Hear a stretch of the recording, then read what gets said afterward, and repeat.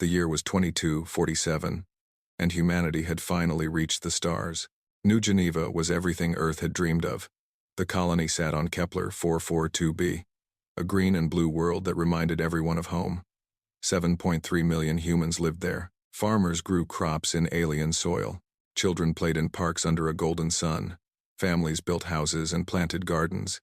It was proof that humanity could survive anywhere. Captain Marcus Webb stood on the observation deck of the colony's main tower. He watched the sunset paint the sky in shades of orange and purple. His daughter Lily, only 8 years old, held his hand and pointed at the colors. "Daddy, why is the sky different here?" she asked. "Because we're far from Earth, sweetheart. But this is our home now."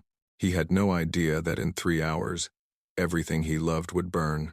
The first sign of trouble came at exactly 1947 local time. Every screen on New Geneva flickered. Every radio went silent. Every communication device showed the same image. A face appeared. It was not human. The creature had gray skin stretched tight over a skull that seemed too long. Its eyes were black and cold like empty space. When it spoke, the voice was calm and terrible. "We are the Vethkari. We have ruled this galaxy for 40,000 years. You humans have spread without permission. You have built on worlds that belong to us. This is not allowed." Marcus grabbed Lily and ran toward the emergency shelter. Around him, people screamed and pushed. Nobody understood what was happening. The alien kept talking. "Today, we will teach you a lesson. We will teach all species who watch this broadcast. Expansion without permission has a price. That price is death." Marcus looked up through a window and saw them. Dozens of ships hung in the sky like dark clouds. They were huge and shaped like insects. They blocked out the stars. The first beam of light hit the northern district. Marcus heard the explosion before he saw the fire. Buildings turned to dust in seconds. The ground shook so hard that people fell. Lily screamed and buried her face in his chest. "It's okay, baby. It's okay. We'll get to the shelter." But there was no shelter strong enough. The Vethkari were not just attacking, they were erasing. Beam after beam fell from the sky. Each one destroyed a block, a neighborhood, a whole section of the city. The fires spread faster than anyone could run.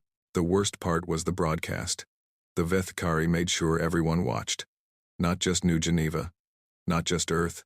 Every world in the known galaxy received the signal. Billions of beings on hundreds of planets saw what happened next. The cameras showed everything. They showed people running. They showed children crying. They showed mothers holding babies. They showed old men trying to protect their families. And they showed them all die. A Vethkari voice provided commentary. It spoke like a teacher explaining a simple lesson.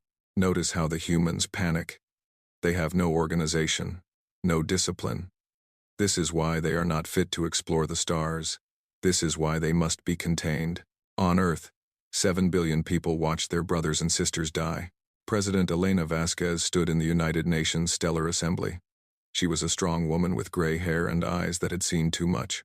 Around her, world leaders sat frozen. Some cried. Some prayed. Some just stared at the screens with empty faces. The broadcast showed Marcus Webb running through burning streets. Lily was still in his arms. He was trying to reach the spaceport. Maybe a ship could escape. Maybe someone could survive. A beam of light hit the ground 20 meters ahead of him. The shockwave threw him backward. He held Lily tight and covered her with his body. When he looked up, the spaceport was gone. Just a crater of melted rock and twisted metal. "Daddy, I'm scared." "I know, baby, I know." He looked around for another way out. There was none. The city was surrounded by walls of fire. The sky was filled with enemy ships. The air was thick with smoke and ash and the screams of dying people. Marcus found a small basement beneath a ruined building. He carried Lily inside and held her close. The walls shook with each new explosion. The temperature rose as fires crept closer. "Lily, I need you to be brave." "I'm trying, Daddy. I love you more than anything in the universe. You know that, right?" "I love you too, Daddy." The ceiling cracked. Dust fell on their heads. Marcus closed his eyes and held his daughter. He thought about his wife, Sarah, who had died 2 years ago. At least they would be together again soon. The Vethkari cameras found them. The galaxy watched a father hold his daughter in their final moments. The Vethkari narrator spoke again. "This is the fate of those who challenge our authority. Remember this image. Remember this lesson. The beam fell. Marcus and Lily were gone in an instant. The destruction took 6 hours, the exact same length as a standard Earth workday. The Vethkari had planned it that way. They wanted the message to be clear. Killing 7 million humans was just a job for them. Nothing personal, just business. When the last human heart stopped beating, the Vethkari hierarch appeared on screen again. He stood on the bridge of his ship and looked directly into the camera. Earth, you expanded without permission. Consider this your first and final lesson. Stay on your world. Stay quiet. Stay small. Or we will return. There will be no second warning. The broadcast ended. On Earth, silence filled the United Nations Assembly. Nobody moved. Nobody spoke. The screens showed only static now. But the images were burned into every mind. The screaming children. The burning cities. The father holding his daughter. 11 seconds passed. President Elena Vasquez stood up. Her face was wet with tears, but her voice was steady. Every person on Earth heard her next words. They wanted to teach us fear. They wanted to show the galaxy that humans are weak. They murdered 7 million of our people to make a point. She paused. Her hands gripped the podium so hard her knuckles turned white. They made a mistake. The worst mistake in the history of their species. They showed us exactly who they are. They showed us what they do to innocent people. They showed us that we cannot negotiate with them. We cannot reason with them. We cannot live in a galaxy where they exist. She looked directly into the camera. Her eyes were no longer sad. They were burning with something old and terrible. Something that had kept humanity alive through ice ages and plagues and wars. Today, we lost 7 million souls. Mothers, fathers, children, grandparents, friends, lovers. Each one precious, each one irreplaceable. The Vethkari call this a lesson. Very well. We have learned it. Her voice dropped to a whisper that somehow echoed louder than any shout. Now it is our turn to teach, and our lesson will last until there are no Vethkari left to learn it. Around the world, something changed. Borders stopped mattering. Old hatreds faded. Political parties dissolved. Religious differences became meaningless. For the first time in human history, every single person on Earth wanted the same thing: revenge. In cities and villages, in rich nations and poor ones, humans looked up at the stars. They had always wondered if they were alone in the universe. Now they knew. They were not alone. And the creatures they shared the galaxy with had just murdered 7 million of their children. The galaxy had made a mistake. It had shown humans the worst thing imaginable. It had given them a common enemy. It had united them in grief and rage. Now it would learn why that was the worst possible thing to do. The stars would burn before humanity forgot New Geneva. The days after the broadcast were the darkest in human history. Every flag on Earth flew at half-mast. Every church bell rang. Every mosque, temple, and synagogue held prayers for the dead. People who had never cried in their lives wept openly in the streets. Strangers hugged each other and shared their grief. The names of the dead were read aloud. It took 19 days. In every major city, volunteers stood at microphones and spoke name after name after name. 7.3 million names, 7.3 million stories that ended too soon. Maria Chen, age 34, teacher. Robert Okonkwo, age 67, retired engineer. Lily Webb, age 8, student. The list went on and on. It never seemed to end. And with each name, the anger grew deeper. President Vasquez called an emergency meeting of all world leaders. They gathered in Geneva, the city that had given the colony its name. For 3 days, they argued about what to do. Some wanted immediate attack. Others counseled patience. A few suggested surrender. On the 4th day, Vasquez stood up and ended the debate. We are not going to argue anymore. We are not going to have different opinions. We are not going to be divided ever again. The Vethkari want us small and scared. They want us fighting each other. Those days are over. She placed a document on the table. It was the charter for a new government. Not a nation. Not an alliance. A single, unified human command. Today, the United Nations dies. Today, the Terran Unified Command is born. One planet, one species, one purpose. Every leader signed. There was no debate, no conditions, no exceptions. For the first time in history, humanity spoke with one voice. Admiral James Okonkwo was chosen to lead the military. He was a tall man from Nigeria with gray in his hair and steel in his eyes. His nephew Robert had died on New Geneva. He had watched the broadcast like everyone else. He had seen his family burned to ash. "I will build a fleet," he told the council. "I will find the Vethkari, and I will make them understand that they have awakened something they cannot put back to sleep." But building a fleet was only part of the problem. The Vethkari had ruled the galaxy for 40,000 years. Their technology was ancient and powerful. Their ships were faster, stronger, and more advanced than anything humanity had ever built. This is where Dr. Yuki Tanaka changed everything. Tanaka was a xenoarchaeologist. She studied alien ruins and artifacts. For years, she had worked in obscurity, digging through the remains of dead civilizations on distant moons. Nobody had paid much attention to her work. Now, the whole world listened. "The Vethkari have done this before," she announced at a global broadcast. "I have found evidence of 17 other species who faced the same fate as New Geneva. The Vethkari destroyed their colonies. They broke their spirits. They crushed them before they could become a threat." She showed images of ruins on forgotten worlds, cities that had been burned, ships that had been shattered, graves that held billions of bones. But here is what the Vethkari do not want you to know. Some of these species survived, not as spacefaring civilizations, not as great powers, but as refugees, as survivors, as witnesses. The council leaned forward. "I have made contact with them. They are afraid to speak openly. The Vethkari have spies everywhere, but they have agreed to meet with us. In secret, they want revenge as much as we do." 3 weeks later, a small human ship met with representatives of 3 alien species at a hidden location in deep space. The Chur were the first to appear. They looked like giant insects with 6 legs and compound eyes. Their homeworld had been destroyed 8,000 years ago. Only a few million survived, scattered across hidden colonies. Their speaker clicked and buzzed, and a translator turned the sounds into words. "We watched your broadcast. We saw your people die. We have seen the same thing happen to our ancestors. The Vethkari think we are extinct. We have waited 8,000 years for someone to fight back. We will give you everything we know." The second species was stranger. The resonants were made of living crystal. They communicated through vibrations and could survive in the vacuum of space. The Vethkari had shattered their civilization 12,000 years ago. "We remember," they sang. "We always remember. Our crystals hold the memories of every resonant who ever lived. We carry the screams of our dead within us. We will share our technology with you, our science, our star charts, everything."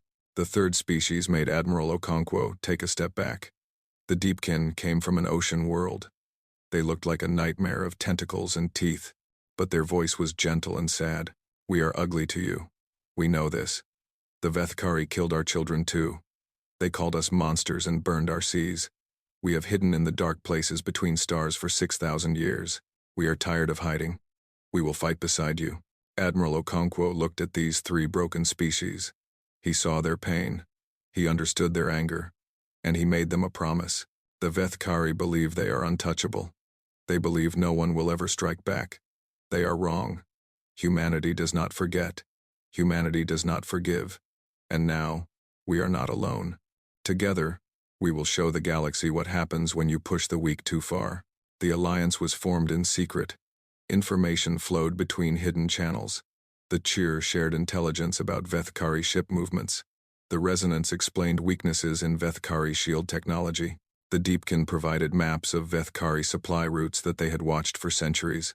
Meanwhile, on Earth, the transformation continued. Factories that had made cars now made weapons. Universities that had taught philosophy now taught warfare. Children who had dreamed of being doctors or artists now dreamed of being soldiers. Every human had a number burned into their memory. 7.3 million. It was printed on posters. It was painted on walls. It was tattooed on skin. It was the number of reasons why the Vethkari had to pay. Admiral Okonkwo addressed the planet on the 1-month anniversary of the massacre. "They broadcast our deaths to teach the galaxy that we are weak. They showed our children burning to make other species afraid. They thought this would break us. They were wrong." Behind him, images appeared. Shipyards in space. Factories working day and night. Soldiers training in zero gravity. Scientists testing new weapons. We are not broken. We are awake. For the first time in our history, every human being is working toward the same goal. We are building something the Vethkari have never faced. We are building their extinction. He paused and let his words sink in. The Vethkari gave us 1 year to accept our place. 1 year to become their slaves. 1 year to forget our dead and bow our heads. His voice dropped to a growl. We will use every second of that year. We will build. We will prepare. We will become something they cannot imagine. And when the year is over, we will come for them. Not as victims, not as prey, but as the last thing they will ever see. In homes across Earth, people watched and nodded. In military bases, soldiers saluted. In laboratories, scientists worked faster. In factories, workers pushed harder.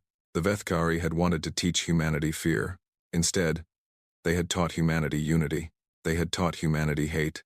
They had taught humanity that some enemies cannot be negotiated with. And in the darkness of space, in hidden shipyards and secret bases, humanity was building its answer. The Vethkari would learn soon enough that awakening humanity was the last mistake they would ever make. The Vethkari had given humanity 1 year. They expected humans to spend that year crying and begging. They expected surrender. They expected fear. They had no idea what humans could do in a year when they were angry. In the asteroid belt between Mars and Jupiter, the first secret shipyard began construction 1 week after the massacre. Workers lived in cramped quarters and worked 16-hour shifts. They did not complain. They had all lost someone on New Geneva. Every weld, every bolt, every wire was an act of revenge.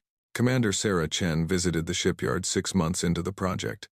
She was 42 years old with short black hair and a scar across her left cheek. Before the massacre, she had been a test pilot. Now she led the Ghost Division, the most elite unit in the Terran military. "Show me the fleet," she said. The chief engineer led her to an observation window. What she saw took her breath away. Hundreds of ships floated in the void.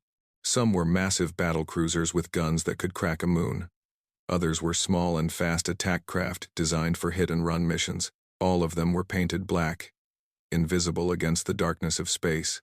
"We have 347 warships ready," the engineer said. "By the time the year ends, we will have 12,000. Chen nodded slowly. "And the Prometheus engines?"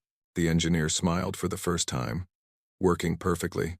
Our ships can travel 3 times faster than anything the Vethkari have. We can hit them before they even know we are coming."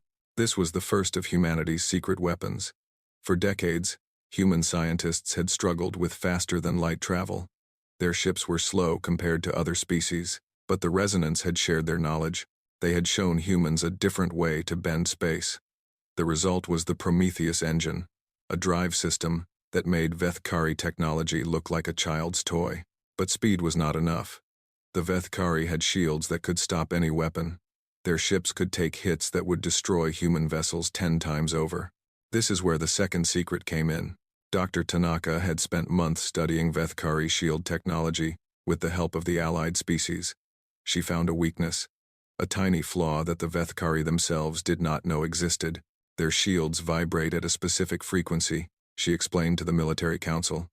If we match that frequency exactly, our weapons can pass through like the shield is not there. We call it the Wraith Protocol. Admiral Okonkwo tested the technology on a captured Vethkari probe. The probe's shields were active at full power. A single human missile, equipped with the Wraith Protocol, flew straight through and destroyed it completely. "They will never see it coming," Okonkwo said quietly. 40,000 years of believing they are invincible. We will teach them how wrong they are. The third secret weapon was the most personal of all. In a laboratory deep beneath the Rocky Mountains, engineers worked on a project called the 7 Million. It was a fleet of autonomous attack drones. Small, fast, and deadly. Each drone was equipped with advanced artificial intelligence and enough firepower to destroy a Vethkari fighter. There were exactly 7.3 million of them. Each drone was named for a victim of New Geneva: Maria Chen, Robert Okonkwo, Lily Webb. Every single name from the 19-day reading was programmed into a drone. When the drones attacked, they would announce their names. The Vethkari would hear the voices of the dead as they died. Commander Chen stood before the Ghost Division and explained what they would become. Her soldiers were the best of the best, the strongest, fastest, and smartest humans ever trained. But that was not enough. The Vethkari are physically superior to us, she said. They react faster. They think faster. In a fair fight, they will win. So we are not going to fight fair. She held up a small device that looked like a metal spider. This is a neural enhancer. It connects directly to your brain. It will make you faster than any human has ever been. You will think at speeds the Vethkari cannot match. You will react before they even know you have moved. A soldier raised his hand. What are the risks? Chen did not lie. The procedure has a 30% fatality rate. Even if you survive, you will never be the same. Your brain will be rewired. You will experience time differently. Some of you may lose your memories. Some may lose your personalities. She looked at each of them in turn. I am not ordering anyone to do this. This is a choice. But I will tell you what I told myself. On New Geneva, 7 million people had no choice. They did not get to decide if they lived or died. They just burned. If I have to sacrifice my mind to make sure that never happens again, I will do it without hesitation. She waited. Not a single soldier left the room. The procedure took 12 hours. 47 soldiers died on the operating table. The survivors woke up, changed. They could see a bullet in flight and dodge it. They could calculate complex equations in milliseconds. They could fight in ways that seemed like magic. Chen was the first to undergo the procedure. When she woke up, the doctors asked her how she felt. I feel like I am finally ready, she said. Every member of the Ghost Division carried a small vial of soil from New Geneva. They wore it around their necks like a holy symbol. It reminded them why they had sacrificed so much. It reminded them who they were fighting for. The year moved quickly. Each day, more ships were completed. More weapons were tested. More soldiers were trained. The alliance with the Chur, Resonance, and Deepkin grew stronger. Intelligence flowed in from every corner of the galaxy. The Vethkari noticed nothing. They were too arrogant. They had done this 17 times before. They knew how conquered species behaved. They expected humans to collapse into chaos and infighting. They expected begging and crying. They never bothered to look closely at what was happening on Earth. On the 364th day, after the massacre, Admiral Okonkwo gave the order. The Terran Vengeance Fleet left its hiding places. 12,000 warships emerged from fold space in perfect formation. They pointed toward Vethkari territory. The humans sent a single message. It was broadcast on the same frequency the Vethkari had used for the massacre. Every world in the galaxy received it. Admiral Okonkwo appeared on screen. His face was calm. His voice was steady. This message is for the Vethkari hierarch. 1 year ago, you murdered 7 million humans. You broadcast their deaths to teach us fear. You told us to stay small and quiet. You told us to accept our place. He paused. We have a different lesson to teach. We do not stay small. We do not stay quiet. We do not accept any place you give us. You wanted us to fear you. Instead, you have made us into something far worse than you can imagine. Behind him, the fleet spread across space like a dark wave. You had 1 year to run, 1 year to hide, 1 year to make peace with whatever gods you worship. That year is over. He leaned forward. We are coming. Not for surrender. Not for negotiation. Not for peace. We are coming for extinction. Every Vethkari ship will burn. Every Vethkari world will know the fear you taught us. Every Vethkari heart will stop beating before we are done. He smiled, and there was no warmth in it. You wanted to teach the galaxy a lesson about humanity. Congratulations. Class is in session. And you are going to learn why the galaxy should have been afraid of us all along. The message ended. The fleet jumped to light speed. The war had begun. The Vethkari had fought wars for 40,000 years. They had crushed rebellions and destroyed empires. They had never lost a single major battle. Their military commanders were considered the greatest strategists in the galaxy. None of that prepared them for humanity. The first strike came at Vethkar Station 7, a massive shipyard that produced warships for the Empire. It was protected by 200 defense platforms and 50 warships. The Vethkari considered it untouchable. The attack lasted 11 minutes. Human ships appeared from nowhere, traveling faster than Vethkari sensors could track. They did not engage in the formal battle formations that other species used. Instead, they scattered like wolves hunting prey. Small attack craft dove between defense platforms. too quick to hit. Missiles equipped with the Wraith protocol flew straight through shields and detonated inside ships. The Vethkari commander tried to organize a response. By the time his orders reached his ships, half of them were already burning.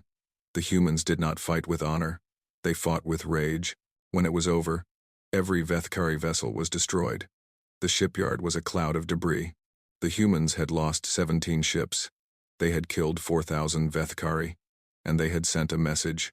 Station 7 has fallen. The report reached the Vethkari hierarch. The humans move like ghosts. Our weapons cannot hit them. Our shields cannot stop them. The hierarch stared at the message for a long moment.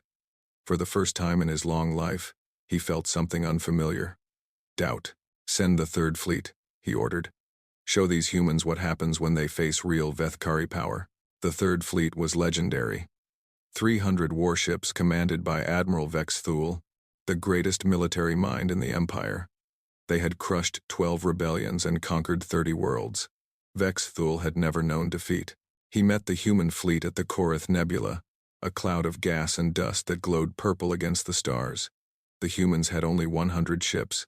Vex Thule smiled. This would be easy. All ships, advance in standard formation, he commanded. We will destroy them in 1 hour. The human ships did not retreat. They held their position and waited. Vex Thule found this strange. Did they not understand they were outnumbered 3-1? When the Vethkari fleet was halfway across the nebula, the trap was sprung. The nebula itself came alive. Thousands of small objects activated. They had been hidden in the gas for weeks, waiting. The 7 million drone swarm awakened. Each drone spoke as it attacked. The voices of the dead filled every Vethkari communication channel. I am Maria Chen. I was a teacher. You killed me. I am Robert Okonkwo. I was an engineer. You killed me. I am Lily Webb. I was 8 years old. You killed me. 7.3 million voices. 7.3 million drones. They swarmed the Vethkari fleet like angry bees. Each one was small, but together they were unstoppable. They flew through shields. They crawled across hulls. They found weak points and exploded. Admiral Vex Thule watched his fleet die. Ships that had conquered worlds were torn apart by machines no bigger than a person. The voices never stopped. Name after name after name. The screams of the New Geneva dead, given mechanical life and terrible purpose. All ships, retreat. Vex Thule ordered, but there was no retreat. The human battle cruisers had circled behind them. The drones blocked every escape route. Commander Sarah Chen led the Ghost Division in a direct assault on the Vethkari flagship. Her enhanced soldiers moved so fast they seemed to teleport. They cut through Vethkari warriors like they were standing still. Chen herself fought her way to the bridge, her blade painting the walls with alien blood. She found Vex Thule trying to destroy his command console. She stopped him with a single shot to the leg. You are Admiral Vex Thule, she said calmly. The greatest military commander the Vethkari have ever produced. He looked up at her with hatred in his black eyes. You are animals. You fight without honor. Chen knelt beside him. Her voice was quiet and cold. Your people burned 7 million of us on live broadcast. You called it a lesson. You called it pest control. She grabbed his face and forced him to look at her. There is no honor in fighting you. There is only justice. The Battle of Korath Nebula lasted 6 hours, the same length as the New Geneva massacre. This was not coincidence. Admiral Okonkwo had planned it exactly this way. When the last Vethkari ship was destroyed, he broadcast the images to the galaxy. We have learned your language, he said to the watching species. It only has one word: extinction. The news spread like fire. The Vethkari, the untouchable empire, had lost. Their greatest fleet was destroyed. Their greatest admiral was captured. The species they had tried to crush had risen and struck back. And then something unexpected happened. The galaxy woke up. The Chur attacked first. Their hidden fleets emerged from 8,000 years of darkness and struck Vethkari mining operations. The insectoid warriors showed no mercy.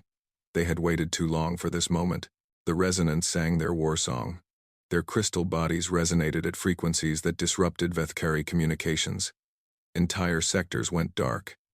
The Empire could not coordinate its forces. It could not call for help. The Deepkin rose from the depths of space. Their terrible ships emerged from hidden bases and attacked supply lines. They cut off food, fuel, and ammunition. Vethkari colonies began to starve. Species that had been silent for thousands of years remembered their anger. Species that had been conquered found their courage. Species that had been afraid realized they did not have to be afraid anymore. The empire that had stood for 40,000 years began to crack. On the Vethkari homeworld, panic spread. For the first time in their history, the Vethkari people felt what other species had felt when their ships appeared in the sky. Fear, helplessness, the knowledge that something terrible was coming. The hierarch called an emergency meeting of the ruling council. They argued for days about what to do. Some wanted to surrender. Some wanted to fight to the death. Some wanted to run. In the end, they chose the unthinkable. They chose to talk. A message was sent to the human fleet. The hierarch himself appeared on screen. His face was tired and thin. His voice had lost its coldness. Humans of Earth, we wish to discuss peace. Admiral Okonkwo received the message on the bridge of his flagship. Around him, his officers waited for his response. Commander Vasquez, now the supreme leader of the Terran Unified Command, joined the call from Earth. They want to negotiate, Okonkwo said. What are your orders? Vasquez was quiet for a moment. On the screen behind her, images of the massacre played silently. The burning cities, the screaming children, the father holding his daughter. Open a channel, she said. The hierarch appeared. He bowed his head, a gesture of respect his species had not shown to anyone in millennia. Supreme Commander Vasquez, we offer unconditional surrender. We offer reparations. We offer territory. We offer anything you want. Just stop this war. Vasquez looked at him. Her face showed no emotion. You broadcast the murder of our children to teach us fear. You called it a lesson. You thought we were weak. You thought we would break. She leaned forward. We did not break. We bent. And now we are snapping back. You want peace? You want mercy? You want us to stop? She pressed a button. The audio from New Geneva filled every speaker. The screams of children. The cries for help. The last words of dying parents. Do you hear that? Those are the voices of 7 million reasons why we will never stop. You taught us your language, hierarch. And that language has no word for mercy. The channel closed. Okonkwo looked at his officers. Set course for the Vethkari homeworld. It ends where it began. With a broadcast, the fleet jumped to light speed. The final battle was coming. The Vethkari homeworld was beautiful. It was a planet of silver cities and purple forests. Mountains rose like teeth against a golden sky. Oceans glittered under 3 small moons. For 40,000 years, this world had been the center of an empire. No enemy had ever touched its soil, until now. The Terran Vengeance fleet arrived in perfect formation. 12,000 warships surrounded the planet like a cage. Behind them came the Allied fleets, Chur swarm carriers, resonant crystal ships, Deepkin shadow vessels. 100 species that the Vethkari had conquered, enslaved, or tried to exterminate. They had all come to watch. Admiral Okonkwo stood on the bridge of the Terran flagship Justice. He looked down at the world below. Somewhere in those silver cities, the hierarch was hiding. Somewhere down there, the creature who had ordered the death of 7 million children was waiting to die. Open a broadcast channel, Okonkwo ordered. Every frequency, every planet, every ship in the galaxy. Let them all see this. The signal went out. Billions of beings across hundreds of worlds stopped what they were doing and watched, just like they had watched New Geneva burn. But this time, the story would end differently. Supreme Commander Vasquez appeared on the broadcast. She stood in the council chamber on Earth, surrounded by the leaders of humanity and their new allies. Her voice was calm and clear. People of the galaxy. 1 year ago, the Vethkari broadcast the murder of our children. They did this to teach us fear. They did this to show that resistance was futile. They did this because they believed they were gods. She paused. Today the gods will learn that they are mortal. On the Vethkari homeworld, panic had become chaos. The streets were filled with citizens trying to flee, but there was nowhere to go. The human fleet had disabled every ship in orbit. The escape routes were closed. The hierarch sat in his throne room and watched the human ships through his window. He had lived for 300 years. He had ruled an empire that spanned 1,000 stars. He had killed more beings than he could count. And now, death had come for him. Commander Chen led the assault herself. The Ghost Division descended from orbit in drop pods that burned through the atmosphere like meteors. They landed in the capital city and began their march toward the throne room. The Vethkari Palace Guard tried to stop them. They were elite warriors, trained from birth to fight. They had never lost a battle. They lost this one in minutes. Chen moved through them like wind through leaves. Her enhanced reflexes made her untouchable. Her blade cut through armor like paper. Behind her, her soldiers were just as deadly. The Vethkari fell in waves. She reached the throne room and kicked open the doors. The hierarch sat on his throne, waiting. He did not run. He did not beg. He simply watched her approach with those cold black eyes. "You have won," he said. "So do what you came to do. Destroy our world. Kill our people. Finish your revenge." Chen stopped in front of him. She looked at this creature who had ordered the death of millions. She remembered watching the broadcast. She remembered the children screaming. She remembered the father holding his daughter. She wanted to kill him. Every cell in her body screamed for his blood. But that was not why she was here. "You think we came to destroy you?" she said. "You think we are like you?" She grabbed him by the throat and dragged him to the window. The human fleet hung in the sky, weapons charged, ready to burn everything below. "Look at those ships. Each one has enough firepower to glass this entire continent. I could give the order right now. I could kill every Vethkari on this planet. I could wipe your species from the galaxy like you wiped out so many others." Her grip tightened. "But I will not." The hierarch stared at her in confusion. "Why?" Chen released him. He fell to the ground, gasping. "Because we are not you. Because extinction is what you do. We are better than that. We will show the galaxy that humanity does not become the monsters we fight." She stepped back. "But there will be justice. And you will live to see it." The Vethkari were not destroyed. Instead, they were judged. A tribunal was assembled. Representatives from every species the Vethkari had victimized gathered on a station in neutral space. The Cheer sent their oldest speakers. The Resonance sent their most perfect crystals. The Deepkin sent their wisest elders. Humanity sent its survivors. The hierarch was brought before them in chains. For 3 days, the evidence was presented. The massacres, the genocides, the 40,000 years of terror and conquest. Witnesses spoke of horrors beyond imagination. When it was over, the verdict was unanimous. The Vethkari would live, but they would never threaten anyone again. Their fleet was dismantled. Their weapons were destroyed. Their space stations were shut down. They were confined to their homeworld. Forbidden to leave, monitoring stations would orbit their planet forever, ensuring they stayed where they belonged. The hierarch was sentenced to a punishment worse than death. He would live. He would watch his empire crumble. He would know that everything he had built was gone, and he would spend his remaining years looking up at the sky, knowing he could never touch the stars again. But humanity was not finished. Around the Vethkari world, engineers began construction on the greatest memorial ever built. An orbital ring of lights, stretching across the sky.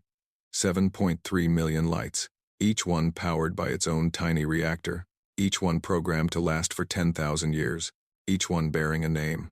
Maria Chen, Robert Okonkwo, Lily Webb, every victim of New Geneva, shining in the sky above the world that had killed them. Visible from every city, visible from every home, visible every night until the end of the Vethkari as a species, a reminder of what they had done, a reminder of what it had cost them. Admiral Okonkwo gave the final broadcast as the memorial was completed. He stood on the bridge of his ship and looked down at the lights now circling the planet. The Vethkari thought they could teach us fear. They were wrong. They thought they could break our spirit. They were wrong. They thought they were gods, and we were insects beneath their feet. They were wrong about that too. He paused. Today, the galaxy has learned a new lesson. Humanity does not forget. Humanity does not forgive. But humanity also does not become the darkness it fights. We could have destroyed them. We chose justice instead. We chose to be better than our enemies. He looked directly into the camera. But let this also be a warning. We did not seek this war. We did not want this war. All we wanted was to explore the stars in peace. The Vethkari chose violence. They chose massacre. They chose to murder our children on live broadcast. His voice hardened, and they learned what every species should remember. Do not hurt humans. Do not threaten humans. Do not kill human children and expect to survive. We are a patient species. We are a peaceful species. But when you take our children from us, we will move heaven and stars to make you pay. The broadcast ended. The war was over. The years that followed changed everything. The alliance forged in vengeance became a coalition for peace. Humanity took its place not as conquerors, but as protectors. The species that had suffered under the Vethkari found new hope. Trade routes opened. Cultures mixed. The galaxy began to heal. Admiral Okonkwo retired to Earth, where he tended a small garden and watched the stars at night. He thought often about his nephew Robert, who had died on New Geneva. He hoped Robert would be proud of what humanity had become. Commander Chen continued to lead the Ghost Division, though they rarely fought anymore. Their presence was usually enough to prevent conflict.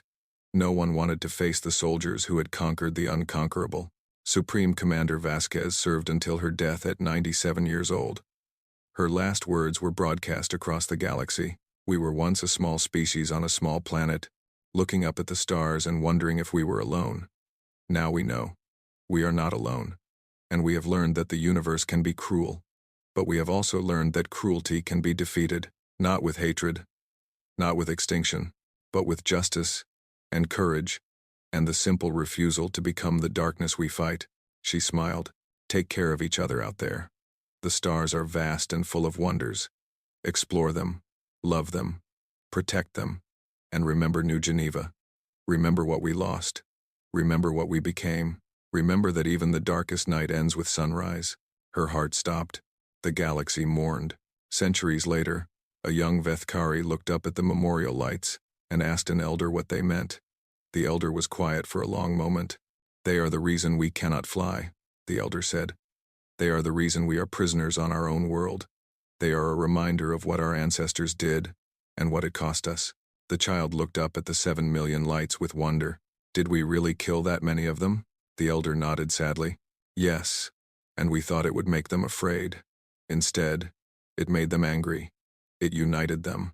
It turned them into something that could not be stopped. The child was quiet for a moment. What are they like? The humans. The elder looked up at the stars that the Vethkari could no longer reach. They are like fire. Warm and gentle when you treat them with respect. But try to burn them, and they will burn you back 1,000 times over. The lights continued to shine. 7.3 million names, glittering forever in the darkness. A memorial to the dead, a warning to the living, and proof that humanity never forgets. The end.